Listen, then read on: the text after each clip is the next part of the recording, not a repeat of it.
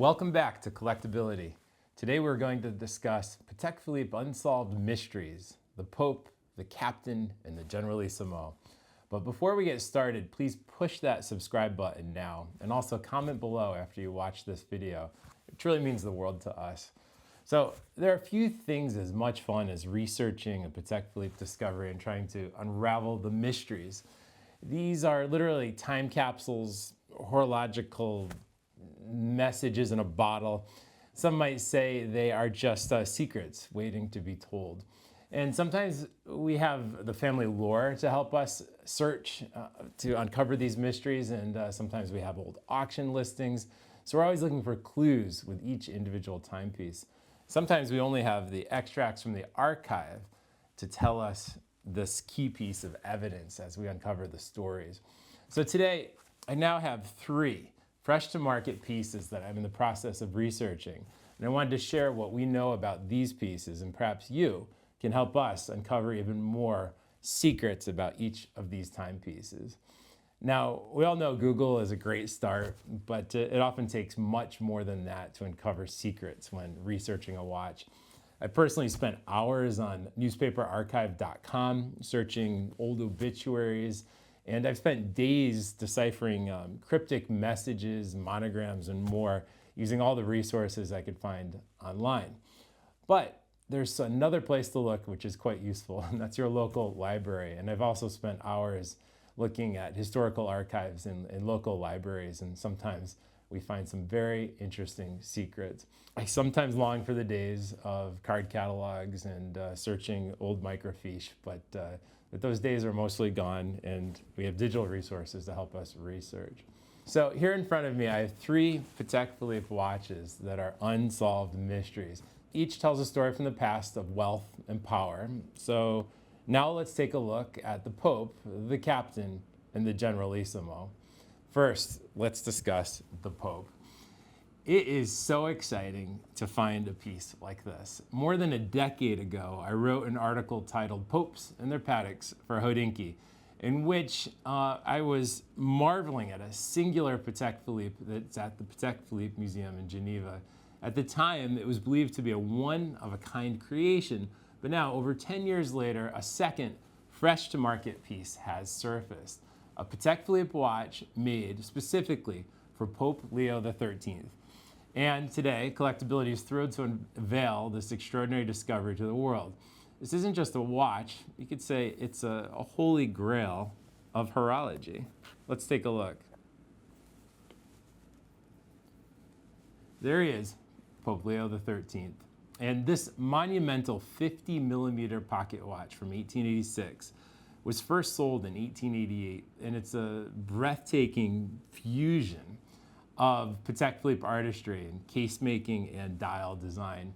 The hand-chased and meticulously engraved bezel paired with this decorately engraved bow showcase a really incredible level of workmanship. Now, the dial itself, let's take a look, is also a masterpiece. Look at those enamel Roman numerals and then the delicate gold hands, which were crafted out of gold completely by hand. There's no CNC machines made in the production of this watch from the 19th century. This is the pinnacle of craftsmanship from the era. And then there's that rose gold turban crown where you wind this watch. And that is such an elegant touch, and it's identical to the crown you see on the example housed at the Patek Philippe Museum. But what sets this piece apart from the museum's version is its completeness. The watch displayed in the museum, which you can see in the book Timepieces for Royalty, is sadly missing its original movement, and for reasons unknown, the movement was replaced sometime after 1936, and this is the example at the museum. But this newly discovered timepiece is original, intact. It comes with its original movement, number 56911. And it also has the extract from the archives, which we have here, which I was happy to recently receive. And it describes the watch perfectly, including the chiseled case band and bezel, and how it's engraved Leon XIII Jubilee silver medal. Now, the effigy featured on the watch was crafted from a commemorative medal issued for the 10th anniversary of Pope Leo XIII's papacy. And I was very curious to try to find one of these medals, and thanks to eBay, I was able to receive one of these gilded medals, which shows Pope Leo XIII, and on the reverse, this beautiful altar scene that you can see also on the watch, on the inside of the case. So whether Pope Leo XIII personally wore this timepiece or presented it as a gift, we don't know. It is truly a secret, and I think a work of art worthy of the Vatican. But let's look a little bit at the life of Pope Leo XIII. He was born Giacchino Vincenzo Pecci in Italy, March 2nd, 1810. And he rose to prominence within the church, guided by his Jesuit education and some political savvy. And on February 20th, 1878, he took the name officially of Leo XIII and immediately set to work repairing relations between the church and Europe's great superpowers, namely Germany and England at the time. But perhaps most notably, he sought to address the needs of the working class, which had grown increasingly disillusioned with the church. His landmark encyclical, Rerum Novarum, in 1891, I remember studying this in school, earned him the title of the Pope of the Workers. And this pope was truly committed to human rights in particular. He passed away in Rome on July 20th, 1903, leaving behind a legacy spanning 25 years of leadership. And he also left behind all of these watches, which we're absolutely fascinated to learn about today. So I was curious to find one of these original medals, and that's what I was very excited to have to match it with the watch. But the mystery about this watch is not only about the timepiece, it's also about who owned it, and also what this watch was truly used for. Was it something that he had? Was it a commemorative gift? Now, you see, Pope Leo XIII was a big believer in exorcisms, and famously published a prayer against Satan that only priests could recite. It could only be used with the permission of a bishop, and it was used, quote, whenever action of the devil is suspected, causing malice in men, violent temptations, and even storms and various calamities, end quote. So you could see that Pope Leo XIII had some superpowers, you could say. And maybe this coin or even this watch could have some power that might be beyond time. Now, let's look at the next timepiece. I'm going to move Pope Leo over to the side, and now we're going to discuss Captain Al, which is quite the pivot. Now, let's take a look at the Captain Al watch, because this is something you may not have seen before. Now, when I first saw this timepiece a few weeks ago, I was in complete shock, because I've never seen a Patek Philippe, in particular a minute repeater, with this type of engraving. It has a boat on it, it has a yacht, and then it has all of these names on it. So the secrets were starting to be told as we started researching what is this boat and who are the people's names on this particular watch. But when we find a piece like this, one of the first things we do is listen to the minute repeater. So let's set it and have a quick listen to what it sounds like, and then we'll see what the watch can tell us.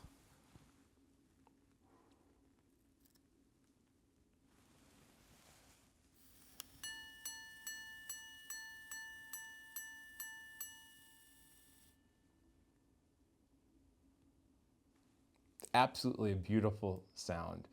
But what does this watch mean? What does it represent? And who are the people that are mentioned on this case back? So when I first saw what's written on this dial, which is to Skipper Al, third race, 1939, San Francisco to Honolulu, and then in quotes, brilliant, it became quite clear that this yacht was named the Brilliant. So my search quickly brought me to Mystic, Connecticut, to a museum I used to go to as a child, and there was a boat that I've actually been on called the Brilliant, which happened to be a yacht. I was convinced that this was the boat that I was on as a child. And that brilliant boat is still on view today in Mystic, Connecticut. Unfortunately, I quickly learned it was the wrong yacht, but I was determined to figure out which yacht is pictured on this watch. through the discovery of this yachting magazine, which I have here in front of me, from 1946, the secret was revealed. The boat that's shown on this watch is named the Brilliant. It was actually a 49-foot yawl named the Brilliant that came in third place in this incredible Transpac race, the Trans-Pacific race, in 1939. A quick word about that race. Originally called the Honolulu race, it was eventually called the Trans-Pacific and now the Transpac. And it's one of the world's oldest and longest ocean races. The Transpac goes back to 1906, the year of the San Francisco earthquake. And this kind of reshaped history in a way because that race had to be moved due to the earthquake to start from LA rather than San Francisco. So originally a gentleman named Clarence McFarland from Honolulu invited some of the best West Coast sailors to race from California to the Hawaiian Islands. And once they moved the race from San Francisco to LA, it really took off.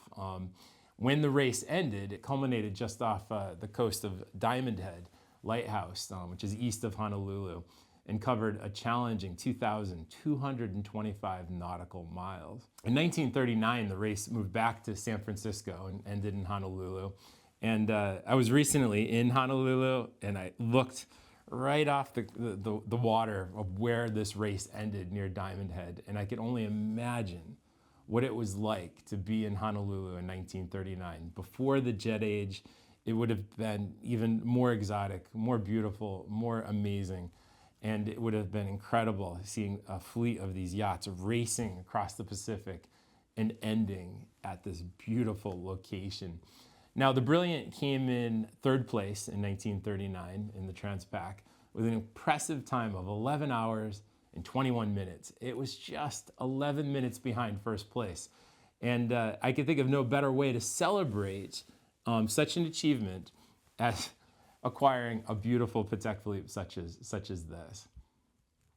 So from this magazine, we could learn a couple things about this race. First, you could see what these boats looked like. They were stunning and quite fast for the era. And as I dug into the magazine, I was able to find specifically the Brilliant, and let me show it to camera where it is. So I was beyond excited once I acquired this magazine to find the name of the Brilliant and to see how it came in third place in 1939. And you'll see the name after the Brilliant says A.L. Marston. And A.L. is the Captain Al that we've been looking for. So a secret has just been shared. So once I knew the name of A.L. Marston, this watch comes more to life. So you can see how it was to Skipper Al. And when you open the watch, this is just so exciting to see. You'll see the monogram of A.L.M. for A.L. Marston.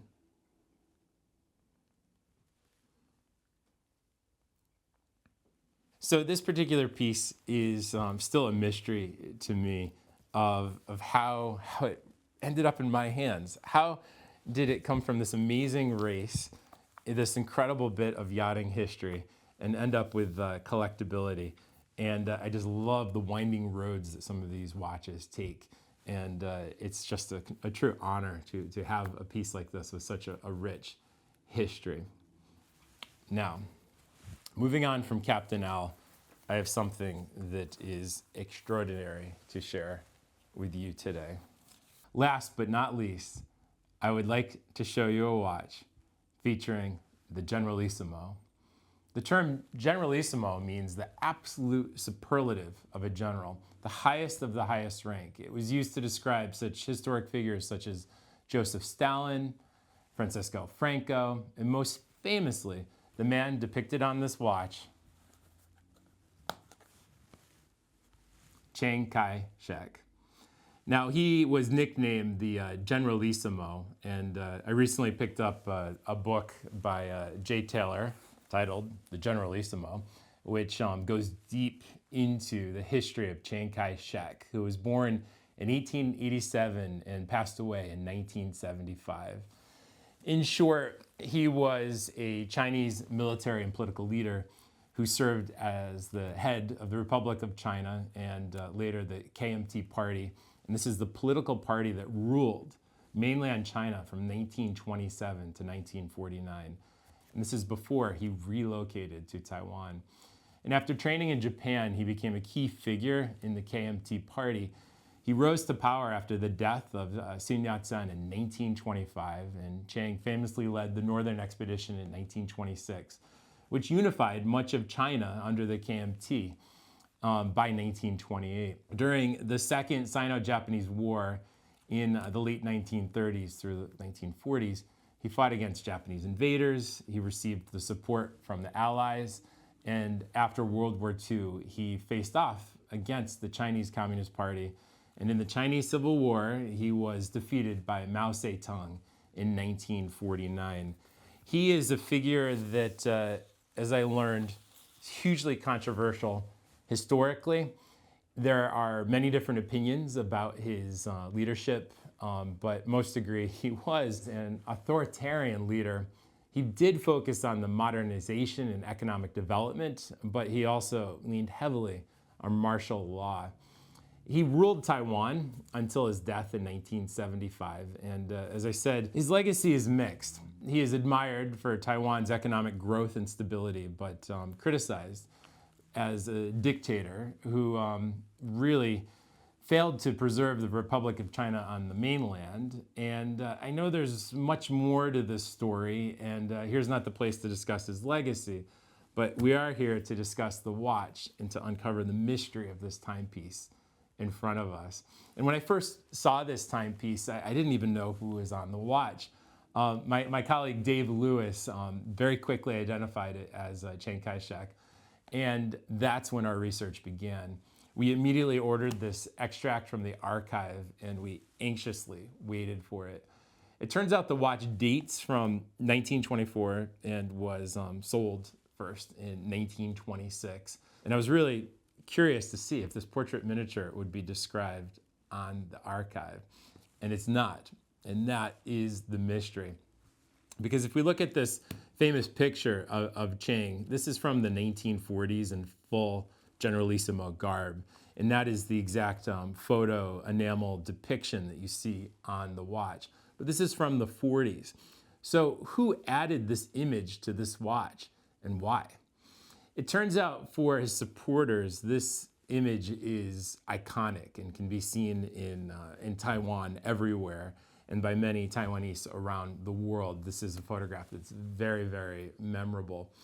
But I really believe the secret of this watch may be uncovered by the box. And I want to show you two things about this original box with this watch, and maybe you could help me uncover the secrets. The first is, you'll see, if we could look closely at this little label here. To me, it looks like it says General Geit or Geil, G-E-I-T or G-E-I-L, and then the number 34. Complete mystery to me why, but I do think this means something, especially what we see on the opposite side in the sticker of this original Patek box. It says Section D, and I believe first prize in French, Premier Prix, P-R-I-X. Could this have been a prize or an award for maybe a shooting event or some sort of contest? I would appreciate any help you could offer of what do you interpret this box as meaning. And I do believe this watch was some sort of prize which was awarded in the 1940s. And I'm very curious what you think. And I challenge the collectability community to help me research this unusual watch. I want to thank you all for watching today. And I hope you enjoyed this overview of the Pope, the Captain, and the Generalissimo. If you enjoyed this video, please like and subscribe to Collectability on YouTube, Instagram, also TikTok while we have it, so you don't miss any future posts. Thanks again, and enjoy the hunt.